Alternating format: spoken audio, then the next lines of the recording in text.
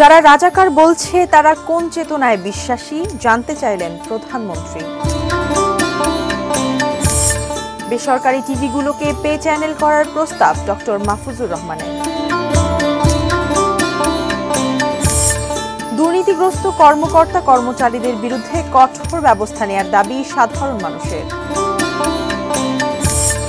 এবং সুবর্ণচরে শেখ হাসিনার নামে সমুদ্র বিজ্ঞান ইনস্টিটিউটের প্রস্তাবিত জমি দখলের অভিযোগ।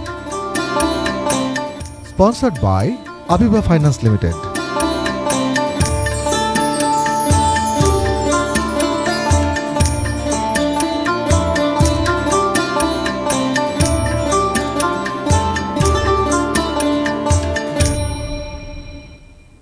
দেখছেন এটি নিউজ। সারা দেশের সর্বশেষ খবরাখবর নিয়ে এটি নিউজের নিয়মিত আয়োজন দেশের খবরে আমন্ত্রণ জানাচ্ছি আমি মারিয়া শিমু। শুনছিলেন সংবাদ শিরোনাম, এবারে বিস্তারিত। যারা নিজেদের রাজাকার বলতে লজ্জা পায় না তারা কোন চেতনায় বিশ্বাসী তা জানতে চাইলেন আওয়ামী লীগ সভাপতি ও প্রধানমন্ত্রী শেখ হাসিনা। বলেছেন পাকিস্তানিদের অত্যাচার তারা দেখেননি বলেই নিজেদের রাজাকার দাবি করে। সকালে প্রধানমন্ত্রীর কার্যালয়ে আয়োজিত বার্ষিক কর্মসম্পাদনা চুক্তি স্বাক্ষর এবং শুদ্ধাচার পুরস্কার প্রদান অনুষ্ঠানে যোগ দিয়ে সরকার প্রধান এই কথা বলেন।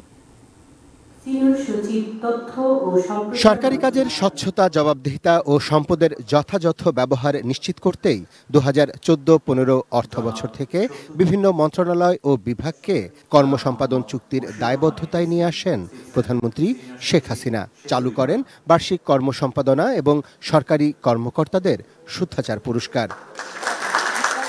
গেল অর্থবছরে এই চুক্তি বাস্তবায়নে সবচেয়ে সফল বিদ্যুৎ বিভাগ সহ 11টি মন্ত্রণালয় ও বিভাগ এবং ব্যক্তি পর্যায়ে শুদ্ধাচার পুরস্কারে জয়ী শ্রম ও কর্মসংস্থান মন্ত্রণালয়ের সচিব মোহাম্মদ মাহবুব হোসেনের হাতে সম্মাননা স্মারক তুলে দেন প্রধানমন্ত্রী শেখ হাসিনা।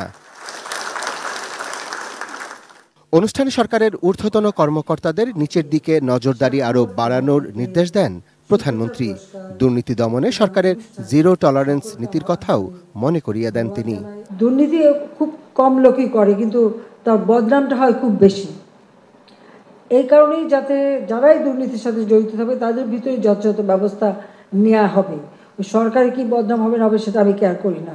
একই সঙ্গে গণমাধ্যমে প্রকাশিত সংবাদ নিয়ে সরকারি কর্মকর্তাদের বিচলিত না হওয়ার পরামর্শ দেন সরকার প্রধান। এই পত্র পত্রিকা কি লেখলো সেটা থেকে নার্ভাস হওয়ারও কিছু নেই, আর সেটা থেকে ঘাবড়াবারও কিছু নেই, বরং সেটা দেখবেন যে এর কোনো সত্যতা আছে কিনা। নিজের আত্মবিশ্বাস, নিজের বিবেক বিবেচনা নিয়েই সিদ্ধান্ত নিয়ে কাজ করবেন। প্রধানমন্ত্রী বলেন, মুক্তিযুদ্ধের চেতনায় বিশ্বাসী শক্তি ক্ষমতায় আছে বলেই দেশ দ্রুত এগিয়ে যাচ্ছে। এ প্রসঙ্গে নিজেদের রাজাকার দাবি করে স্লোগান দেয়া কোটা বিরোধী আন্দোলনকারীদের কড়া সমালোচনা করেন শেখ হাসিনা। রোকেয়া হলে ছাত্রীরাও বলে তারা রাজাকার। তারা কি জানে 71 সালে 25শে মার্চ কি ঘটেছিল? সেখানে 300 মেয়েকে হত্যা করেছিল, 40 জন মেয়েকে রেপ করেছিল এবং এদের ধরে নিয়ে পাকিস্তানি ক্যাম্পে নিয়ে গিয়েছিল। সেই ক্যাম্পে কি অবস্থায় ছিল? অনেক মেয়ে শাড়ি বা ওড়না দিয়ে ফাঁসি দিয়েছিল বলে তাদের কাপড় পরতে দেওয়া হতো না, ওই একটা পেটিকোট পরিয়ে বসিয়ে রাখতো। দিনের পর দিন তাদের উপর পাশবিক অত্যাচার হতো। দুর্ভাগ্য যে এখন যখন শুনি সে মেয়েরাও স্লোগান দেয়, এটা কোন দেশে আমরা আছি? এরা কি চেতনায় বিশ্বাস করে, কি শিক্ষা তারা নিল? Arafat Siddiqui, ATN news, Dhaka. 27 পেরিয়ে 28 বছরে জয়যাত্রা শুরু হলো দেশের প্রথম স্যাটেলাইট টেলিভিশন চ্যানেল এটিএন বাংলার। রাজধানীর কাউরান বাজারে প্রতিষ্ঠানটির প্রধান কার্যালয়ে বর্ণাঢ্য আয়োজনে উদযাপিত হচ্ছে 27তম প্রতিষ্ঠাবার্ষিকী। সকাল থেকে এটিএন বাংলার পরিবারকে শুভেচ্ছা জানাতে আসছেন বিশিষ্টজনরা।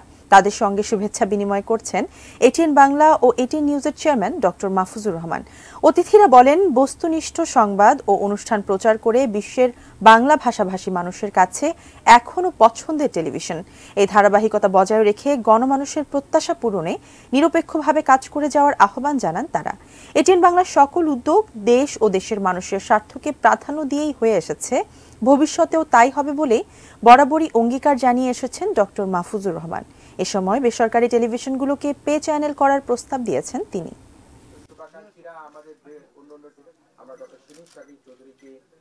এতগুলি টেলিভিশন বাংলাদেশে চালু হয়েছে, কিন্তু বিজ্ঞাপন তো সেই হারে 40 গুণ তো বিজ্ঞাপন বাড়ে নাই। যেটা আমরা এখন ফেস করতেছি। তো এখানে মাননীয় স্পিকার সাহেব আছেন, ওনাকে আমি একটা জিনিস রিকোয়েস্ট করব, যাতে আমরা এই এতগুলি চ্যানেল, আপনারা এতগুলি চ্যানেল পারমিশন দিচ্ছেন, কিন্তু এই এতগুলি চ্যানেল যাতে টিকে থাকতে পারে এরকম একটি পদক্ষেপ যদি আপনার সরকারের পক্ষ থেকে যদি নেন, তাহলে হয়তো আমরা বাঁচবো, না হলে এই অনেক টেলিভিশনই ঝরে যাবে কিছুদিনের মধ্যে। সারা দেশে দুর্নীতি দমন কমিশনের সমন্বিত অভিযান নিয়ে আশাবাদী সাধারণ মানুষ। তারা মনে করেন এই অভিযানে দুর্নীতিবাজরা চিহ্নিত হবে। প্রতিনিধিদের তথ্য ও ছবিতে ডেস্ক রিপোর্ট।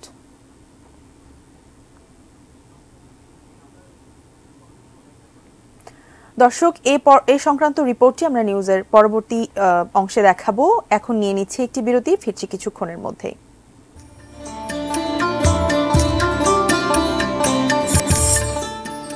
সাপ রক্ষায় সর্পকন্যা কন্যার দুঃসাহসিক লড়াই।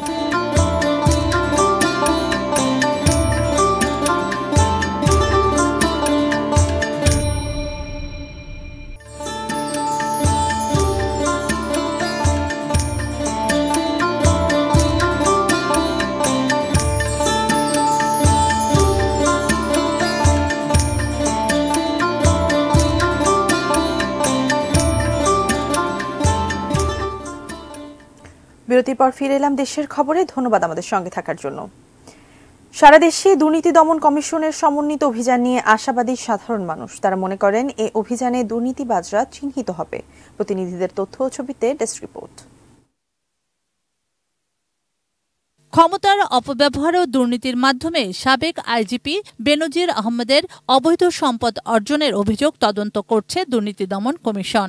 এছাড়া কর কমিশনার মতিউর রহমানের বিরুদ্ধে দুদকে রয়েছে শত শত কোটি টাকার সম্পদের অভিযোগ।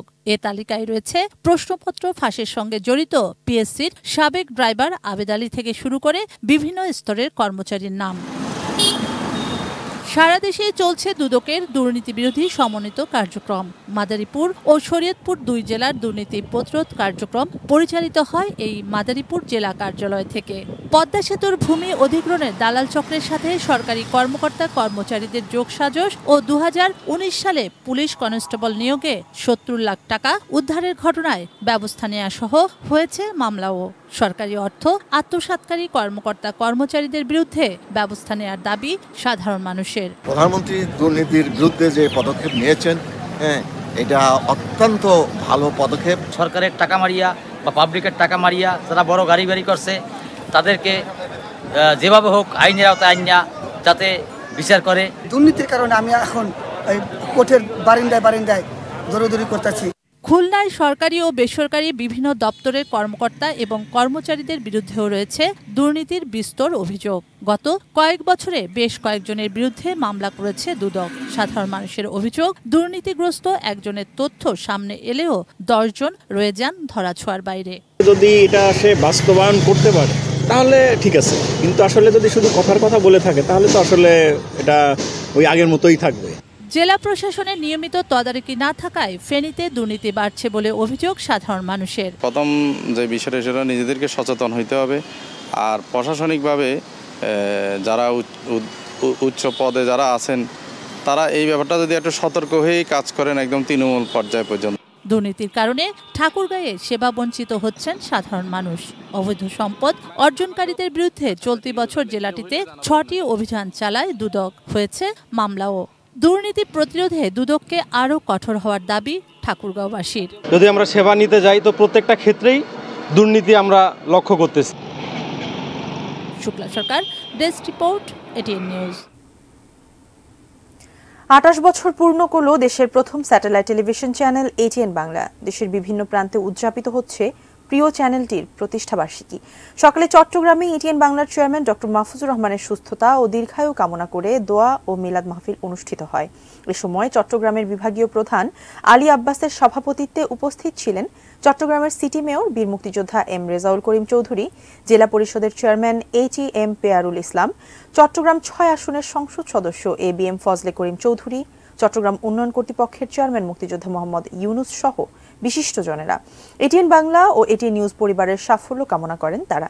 দুপুরে রংপুরে প্রেস ক্লাব মিলনায়তনে প্রতিষ্ঠাবার্ষিকী অনুষ্ঠানের কেক কাটেন city mayor Mostafizar Rahman Mostafa. ATN বাংলার বিভাগীয় প্রতিনিধি মাহবুবুল ইসলামের সঞ্চালনায় অনুষ্ঠানের শুভেচ্ছা বক্তব্য রাখেন রংপুর প্রেস ক্লাব সভাপতি মোনাব্বর হোসেন মনা, সাধারণ সম্পাদক মেরিনা লাভলি। অনুষ্ঠানে সংবাদকর্মী ও বিশিষ্ট ব্যক্তিরা শুভেচ্ছা জানান। নোয়াখালীর উপকূলীয় উপজেলা সুবর্ণচরে শেখ হাসিনা সমুদ্র বিজ্ঞান ইনস্টিটিউটের জন্য প্রস্তাবিত জমি দখল করেছেন স্থানীয় 2 আওয়ামী লীগ নেতা। চরলক্ষ্মী উড়ির চর ও চরনমান মৌজার 1 নম্বর খাস খতিয়ানের জমির ফসল নষ্ট করে অর্ধ শতাধিক পুকুর খুঁড়ছেন তারা। প্রতিবাদে মাঠে নেমেছেন ক্ষতিগ্রস্ত কৃষকরা। নোয়াখালী প্রতিনিধি ফয়জুল ইসলাম জাহানের তথ্য ও ছবিতে বিস্তারিত। 2014 সালে নোয়াখালী বিজ্ঞান ও প্রযুক্তি বিশ্ববিদ্যালয়ে সমুদ্র গবেষণার জন্য 400 একর খাস জমি বরাদ্দ চায় সরকারের কাছে। তার প্রেক্ষিতে 150 একর খাস জমির বন্দোবস্ত প্রক্রিয়াধীন। উপজেলা নির্বাচনের পর থেকেই শেখ হাসিনা সমুদ্র বিজ্ঞান ও সামুদ্রিক সম্পদ ইনস্টিটিউটের প্রস্তাবিত জমিসহ আশেপাশের 700 একর জায়গা দখলের উৎসবে মেতে ওঠেন কবিরহাটের ধানসিঁড়ি ইউনিয়নের চেয়ারম্যান কামাল কোম্পানি এবং সুবর্ণচরের মোহাম্মদপুর ইউনিয়নের সাবেক চেয়ারম্যান আবুল কালাম আজাদ ও তাদের লোকজন। চলছে ভেকু মেশিন দিয়ে দিনরাত পুকুর কাটার উৎসব। চরলক্ষ্মী গ্রামে প্রতিবাদ সমাবেশ করেন জমিহারা কৃষকরা। আঙ্গারে ফিডি মারি আঙ্গারে ফসল তুলি দিছে উচ্ছেদ করি এখন আমরা উচ্ছেদ করে দিয়েছি। আমরা কোনো রকম এখন বের খুলে জায়গায় দেখো আলু থাকতেছি যে ভূমির জমিন ভূমিনে চাই যে আমাদের দাবি পূরণ করণ চাই। অভিযুক্ত এই 2 চেয়ারম্যানের একজন জানান জমির মালিককে তারা সহযোগিতা করছেন মাত্র। যদি জমি নেই কাগজপত্র করে জমি কি এটা পাওয়ার দিয়ে আমরা ধরে নিয়ে গেল যে আমার জমিটা একটু তদারকি করেন, কিন্তু যা ইনকাম হয় অর্ধেক আমার দিব অর্ধেক গুনে নিবে। অবৈধ দখলের অভিযোগ পেয়ে 2 দফা অভিযান চালায় উপজেলা প্রশাসন। অভিযানে 11টি মাটি কাটার ভেকু মেশিন জব্দও করে ভ্রাম্যমাণ আদালত। একটা চক্র হচ্ছে অবৈধভাবে দখলের চেষ্টা করতেছে এই জমিটা, যাতে অবৈধ দখলদারের হাতে না আছে আমরা সার্বক্ষণিকভাবে প্রশাসন আমরা কাজ করছি। নোয়াখালী বিজ্ঞান ও প্রযুক্তি বিশ্ববিদ্যালয়ের উপাচার্য বলছেন শেখ হাসিনা সমুদ্র বিজ্ঞান ও সামুদ্রিক সম্পদ ইনস্টিটিউটের জন্য প্রস্তাবিত খাস ভূমিতে অবৈধ স্থাপনা হতে পারে না। ভূমিহীনদের পুনর্বাসন না করে বিনা নোটিশে উচ্ছেদ করাও অমানবিক। আমি যেটা চিন্তা করি গ্র্যাজুয়ালি আস্তে আস্তে আমরা যাব, মানুষজনকে নিয়ে তাদের আর্থসামাজিক পরিবর্তন সহকারে আমরা যাব, তাকে বিচ্ছিন্ন করে আমরা যাব না। Shamsul Arefin, desk report, ATN news. Gazipur শহরের শিববাড়ি থেকে হারিনাল পর্যন্ত সড়কটি দীর্ঘদিন যাবৎ সংস্কার না হওয়ায় সড়কের বিভিন্ন স্থানে খানাখন্দ। প্রতিদিনই ঘটছে দুর্ঘটনা, আহত হচ্ছেন বিপুল সংখ্যক মানুষ। শহরে দেখা দিচ্ছে দীর্ঘ যানজট। শিববাড়ি হারিনাল সড়কের মুক্তমঞ্চ এলাকা থেকে সেই পরিস্থিতির কথাই জানিয়েছেন সহকর্মী মাজহারুল ইসলাম মাসুম। সিটি কর্পোরেশনের প্রাণকেন্দ্র দিয়ে বয়ে যাওয়া শিববাড়ি হারিনাল সড়কটির বেহাল অবস্থা। প্রতিনিয়ত এখানে ঘটছে দুর্ঘটনা, আহত হচ্ছেন অনেক মানুষ। এই রাস্তাটির সংস্কারের কোনো উদ্যোগ এখন পর্যন্ত আমরা দীর্ঘদিন যাবৎ দেখছি না। খানাখন্দের সৃষ্টি হওয়াতে চলাচলের অসুবিধার সম্মুখীন হতে হচ্ছে মানুষকে এবং তারা নানা ধরনের দুর্ভোগের শিকার হচ্ছেন। 1 থেকে 1.5 কিলোমিটার এই রাস্তাটি সংস্কারের উদ্যোগের ব্যাপারে বিভিন্ন জায়গায় মানুষ বিভিন্ন ধরনের আবেদনও করেছেন, কিন্তু এখন পর্যন্ত তার কোনো সুরাহা হয়নি। গাজীপুর সিটি কর্পোরেশনের সাথে যোগাযোগ করা হলে তারা জানিয়েছেন যে এই রাস্তাটি নিয়ন্ত্রণ করে থাকেন সড়ক জনপথ বিভাগ। সড়ক জনপথ বিভাগের নিয়ন্ত্রণে থাকার কারণে তারা এখানে কোনো বাজেট বরাদ্দ দিতে পারছেন না, যে কারণে রাস্তাটিও সংস্কার করা সম্ভব হচ্ছে না। এবং সড়ক জনপথ বিভাগের কাছে প্রশ্ন করা হলে তারা এর কোনো সদুত্তর দিতে পারেনি। ফলে অভিভাবকহীন এই রাস্তাটি দীর্ঘদিন যাবৎ যে সংস্কারের অভাবে দিনের পর দিন এটি বেহাল অবস্থায় পরিণত হচ্ছে, মানুষের দুর্ভোগ হচ্ছে। এই রাস্তার দুপাশেই আমরা দেখতে পাচ্ছি যে জেলা প্রশাসকের কার্যালয়, পুলিশ সুপারের কার্যালয়, জাতীয় নিরাপত্তা গোয়েন্দা সংস্থার কার্যালয়, জেলা জজ আদালত সহ গুরুত্বপূর্ণ বেশ কিছু সরকারি অফিস আদালত রয়েছে, কিন্তু এইদিকে এই রাস্তার দিকে কারো কোনো নজর এখন পর্যন্ত আমরা লক্ষ্য করিনি। যেহেতু রাস্তাটি সড়ক ও জনপথ বিভাগের, সেহেতু সিটি কর্পোরেশন এখানে কোনো বরাদ্দ দিচ্ছে না, যে কারণে রাস্তাটি সংস্কার হচ্ছে না। সিটি কর্পোরেশনের দাবি এই রাস্তাটি একাধিকবার সড়ক জনপদের কাছে আবেদন করলেও তারা এই রাস্তাটি সিটি কর্পোরেশনের কাছে হস্তান্তর করেনি, যে কারণে তাদের পক্ষে সংস্কার করা সম্ভব হচ্ছে না। এই ছিল আমার কাছে গাজীপুরের যে প্রাণকেন্দ্রে বয়ে যাওয়া শিববাড়ি হারিনাল সড়ক তার সর্বশেষ খবর। দেশের খবরে নিচ্ছি ছোট্ট একটি বিরতি, সঙ্গেই থাকুন।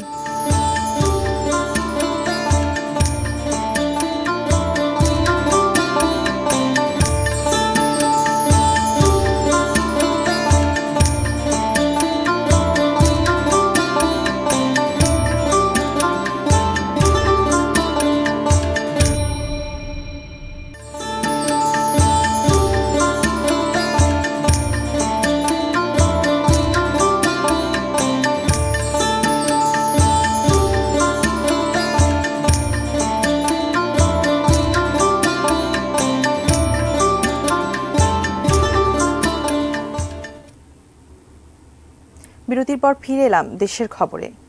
কোটা বিরোধী আন্দোলনের সর্বশেষ জানতে ঢাকা বিশ্ববিদ্যালয়ের ভিসি চত্বর থেকে আমাদের সঙ্গে যুক্ত হচ্ছেন সহকর্মী সম্রাট আনোয়ার। আমরা সরাসরি চলে যাচ্ছি সেখানে। সম্রাট, ঢাকা বিশ্ববিদ্যালয়ে এখন কি পরিস্থিতি? আমরা কিছুক্ষণ আগে দেখেছিলাম খুব উত্তপ্ত পরিবেশ ছিল, এখন সেখানকার কি অবস্থা? ধন্যবাদ শিমু। আমরা কিছুক্ষণ আগেও এখানে দেখিয়েছিলাম যে এখানে যে দুপক্ষ অর্থাৎ বৈষম্য বিরোধী ছাত্র আন্দোলনের যারা সকাল থেকে এখানে অবস্থান নিয়েছিলেন, আপনারা জানেন রাজু ভাস্কর্যে তাদের একটা কর্মসূচি ছিল এবং সেখান থেকে তারা পরবর্তীতে একটা মিছিল বের করে এবং ঠিক একইভাবে আমরা দেখেছি যে পূর্ব নির্ধারিত একটি কর্মসূচি ছিল বাংলাদেশ ছাত্রলীগেরও। সেই ছাত্রলীগেরও যে জায়গাটি তারা নির্বাচন করেছিলেন সেটিও কিন্তু রাজু ভাস্কর্য। তো এই দুটো কর্মসূচি মোটামুটি কাছাকাছি সময় হয়ে যাওয়ায় আমরা দেখেছি যে বৈষম্য বিরোধী ছাত্র আন্দোলনের যারা এখানে কর্মীরা ছিলেন তারা কিন্তু তাদের একটা মিছিল নিয়ে এখানে বের হয় 3টার পর। তো একই সময়ে মূলত দেখি এই ঢাকা বিশ্ববিদ্যালয়ের যে ছাত্রলীগ যারা এখানে সদস্যরা আছেন, কর্মীরা আছেন, নেতাকর্মীরা, তারা এখানে একইভাবে অবস্থানে এবং দুই পক্ষ আসলে মূলত এখানে মুখোমুখি অবস্থানে দাঁড়িয়ে থাকে। তো একটা আগের থেকেই আমরা দেখছিলাম যে একটা টান উত্তেজনা এখানে বিরাজমান ছিল, কিন্তু পরবর্তীতে দেখা যায় দুপক্ষের মধ্যে কোনো না কোনোভাবে সেটি একটা ধাওয়া পাল্টা ধাওয়ার রূপ নেয় এবং আমরা যে জায়গাটিতে এখন আছি ভিসি চত্বরে, এইখানে মূলত এই যে অংশটি আছে, একদিকে উদয়নের স্কুল এবং আরেকদিকে নীলক্ষেতের যে জায়গা, নীলক্ষেত যাওয়ার যে সড়কটি, এই অংশটিতেই মূলত বৈষম্য বিরোধী ছাত্র আন্দোলনের নেতৃবৃন্দরা এখানে অবস্থান নেন এবং ছাত্রলীগের পক্ষে যারা আছেন, ছাত্রলীগের কর্মীরা কিন্তু সূর্যসেন হলের দিকে, সেই ভিতরের দিকে অবস্থান নিয়েছিলেন এবং পরবর্তীতে দেখা যায় এখানে দুপক্ষের মধ্যে কিছুটা প্রথমে ধাওয়া পাল্টা ধাওয়া হয় এবং পরবর্তীতে আমরা দেখেছি যে ইট পাটকেল নিক্ষেপ হয়, দুপক্ষ থেকে ইট পাটকেল ছোড়ে এবং দেখতেই পাচ্ছেন যে সড়কে এখন সেই ইটগুলো, এখনো ইটের টুকরোগুলো এখানে পড়ে আছে এবং আমরা তারপরে দেখি যে দুপক্ষের মধ্যে বেশ কয়েকজনেই এখানে মানে ধাওয়া পাল্টা ধাওয়াটা পরবর্তীতে এখানে একটি সংঘর্ষের রূপ নেয় এবং সেখানে আমরা দেখেছি যে বেশ কয়েকজন এখানে আহত হয়েছেন, দুপক্ষেরই আহত হয়েছেন, ছাত্রলীগেরও যেমন আহত হয়েছে ঠিক একইভাবে বৈষম্য বিরোধী ছাত্র আন্দোলনের যারা আছেন তারাও আহত হয়েছেন। তো এখন পুরোপুরি বলতে গেলে যে 15 মিনিট হয়ে গেল এই যে ধাওয়া পাল্টা ধাওয়া সংঘর্ষের ঘটনাটি ঘটেছে এবং তারপরে মোটামুটি সড়ক থেকে সরে যাওয়ার পরে আমরা দেখেছি এই ঢাকা বিশ্ববিদ্যালয়ের যে বিভিন্ন পয়েন্টগুলো আছে সেই সব জায়গায় ছাত্রলীগের নেতাকর্মীরা অবস্থান নিয়েছেন এবং মূল সড়ক দিয়ে যানবাহন চলাচল কিন্তু ইতোমধ্যে শুরু হয়েছে, আমরাও দেখতে পাচ্ছি এবং রাজু ভাস্কর্যের ওই জায়গা ওইখানে ইতোমধ্যে এখানে ছাত্রলীগের যে কেন্দ্রীয় নেতৃবৃন্দ তারা ওখানে গিয়েছে এবং সেখানে তাদের যে নির্ধারিত কর্মসূচি, তারা সেখানে কর্মসূচিটি তারা কর্মসূচিটি পালন করবেন এবং ঠিক একইভাবে এখানে থেকেই মূলত পরবর্তী কর্মসূচি দেওয়ার কথা ছিল বৈষম্য বিরোধী ছাত্র আন্দোলনের, কিন্তু তারা এখানে মিছিলটি শেষ করতে পারেনি এবং দুপক্ষের মধ্যে যে ধাওয়া পাল্টা ধাওয়া এবং সংঘর্ষের ঘটনা ঘটেছে তারপরে তারা কোনো নির্ধারিত কোনো কর্মসূচি তারা দেয়নি। এখন দেখতে হবে যে তারা মূলত সামনে কি কর্মসূচি দেয় কিংবা তারা কি অভিযোগটা আনে কিংবা তাদের যে তারা কি বলেন, তাদের বক্তব্যটা আসলে জানার যে সুযোগ সেটি এখন পর্যন্ত হয়নি, তারা হয়তো বা পরবর্তীতে জানাবে, তখন আপনাকে আর বিস্তারিত জানতে পারবো। ফিরছি আমরা স্টুডিওতে। ধন্যবাদ সম্রাট আপনাকে। দর্শক, ঢাকা বিশ্ববিদ্যালয়ের ভিসি চত্বর থেকে আমাদের কোটা বিরোধী আন্দোলনের সর্বশেষ জানাচ্ছিলেন সহকর্মী সম্রাট আনোয়ার। শেষ করার আগে শিরোনামগুলো দেখে নিচ্ছি আরও একবার। যারা রাজাকার বলছে তারা কোন চেতনায় বিশ্বাসী জানতে চাইলেন প্রধানমন্ত্রী। বেসরকারি টিভিগুলোকে পে চ্যানেল করার প্রস্তাব ডক্টর মাহফুজুর রহমানের। দুর্নীতিগ্রস্ত কর্মকর্তা কর্মচারীদের বিরুদ্ধে কঠোর ব্যবস্থা নেওয়ার দাবি সাধারণ মানুষের। শুভ সুবর্ণচরে শেখ হাসিনার নামে সমুদ্র বিজ্ঞান ইনস্টিটিউটের প্রস্তাবিত জমি দখলের অভিযোগ এবং সাপ রক্ষায় সর্পকন্যা কন্যার দুঃসাহসিক লড়াই। Sponsored by Abiba Finance Limited. দেশের খবর আজ এই পর্যন্তই। এটিএন নিউজের সব খবর জানতে ভিজিট করুন www.atnewstv.com। এছাড়া চোখ রাখুন এটিএন নিউজের ইউটিউব ও ফেসবুক পেজে। কাল আবারও দেখা হবে একই সময়। সে পর্যন্ত সঙ্গে থাকুন, দেখতে থাকুন।